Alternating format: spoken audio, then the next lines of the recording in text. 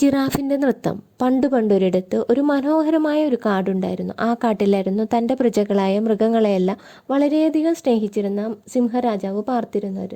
ഒരു ദിവസം രാജാവായ സിംഹം മറ്റു മൃഗങ്ങൾക്കായി കാട്ടിൽ ഒരു വിരുന്നൊരുക്കി. കാട്ടിലെ എല്ലാ മൃഗങ്ങളും സന്തോഷത്തോടെ ഈ വിരുന്നിൽ പങ്കെടുത്തു.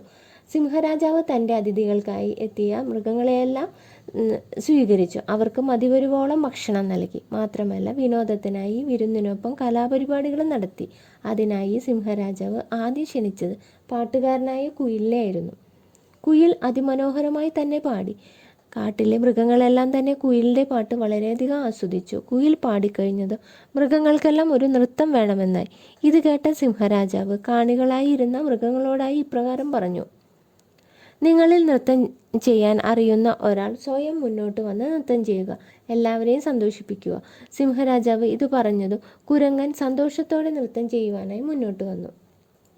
അവൻ വളരെ മനോഹരമായി തന്നെ നൃത്തം ചെയ്തു. ഇത് കണ്ട മറ്റു മൃഗങ്ങൾക്കെല്ലാം സന്തോഷമായി. അവർ ആർപ്പു വിളിക്കാനും കൂടെ ആടാനും തുടങ്ങി. കാണികളുടെ ആർപ്പുവിളിയിൽ നിന്ന് അവർ തൻ്റെ നൃത്തം നന്നായി ആസ്വദിക്കുന്നു എന്ന് മനസ്സിലാക്കിയ കുരങ്ങൻ ഉത്സാഹത്തോടെ തന്നെ നൃത്തം ചെയ്തു. എന്നാൽ കുരങ്ങൻ്റെ നൃത്തം എല്ലാവരും ആസ്വദിക്കുന്നത് കണ്ട ജിറാഫിന് ഇത് തീരെ രസിച്ചില്ല.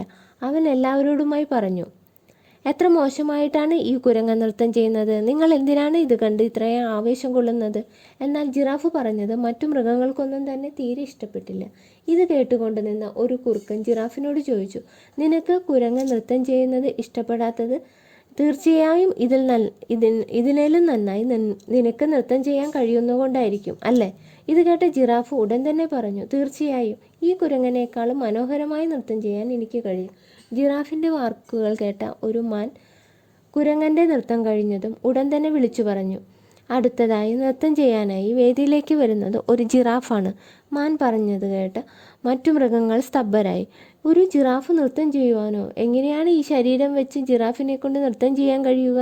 അവർ പരസ്പരം പിറുപിറുത്തു. എന്നാൽ എല്ലാവരെയും ഞെട്ടിച്ചുകൊണ്ട് ജിറാഫ് നൃത്തം ചെയ്യുവാൻ വേദിയിലേക്ക് വന്നു. അവൻ്റെ നീണ്ട കാലുകളും വലിയ വയറും ഉയരം കൂടിയ കഴുത്തും വെച്ച് നൃത്തം ചെയ്യുവാൻ തുടങ്ങി. എന്നാൽ ജിറാഫിന് അവൻ്റെ നീണ്ട കാലുകൾ കൊണ്ട് നൃത്തം ചെയ്യാൻ കഴിയുന്നുണ്ടായിരുന്നില്ല. ജിറാഫിന് കുരങ്ങൻ്റേതുപോലെ മെയ്വഴക്കം ഇല്ലായിരുന്നു. എന്നിട്ട് അവൻ പിന്മാറാൻ തയ്യാറായില്ല. അവൻ വീണ്ടും ശ്രമിച്ചുകൊണ്ടേയിരുന്നു. ജിറാഫിൻ്റെ നൃത്തം കണ്ട കാണികൾക്ക് രോഷം അടക്കാനായില്ല. അവൻ ജിറാഫിനോട് വേദിയിൽ നിന്ന് ഇറങ്ങാൻ ആവശ്യപ്പെട്ടു. കുരങ്ങൻ്റെ നൃത്തം കണ്ട് കൈയടിച്ച കാണികൾ ജിറാഫിനെ കൂകാൻ തുടങ്ങി. അസൂയ മൂത്ത് തനിക്ക് പറ്റാത്ത പണിക്ക് മുതിർന്ന ജിറാഫിനെ എല്ലാവരും പരിഹസിക്കാൻ തുടങ്ങി. അവസാനം നാണം കെട്ട് അവന് വേദിയിൽ നിന്ന് തല കുനിച്ചു മടങ്ങേണ്ടതായി വന്നു. അപമാനിതനായ ജിറാഫ് ആ കാട്ടിൽ നിന്ന് തന്നെ എന്നേക്കുമായി ഓടിപ്പോയി. പിന്നെ ആരും ആ ജിറാഫിനെ ആ കാട്ടിൽ നിന്നും കണ്ടതേയില്ല. അങ്ങനെ അസൂയ കാണിച്ച ജിറാഫിന് തൻ്റെ വാസസ്ഥലം തന്നെ ഉപേക്ഷിക്കേണ്ടതായി വന്നു. ഗുണപാഠം: അസൂയ പലപ്പോഴും നമ്മളെ അന്ധരാക്കുകയും ആപത്തിൽ കൊണ്ട് ചാടിക്കുകയും ചെയ്യും.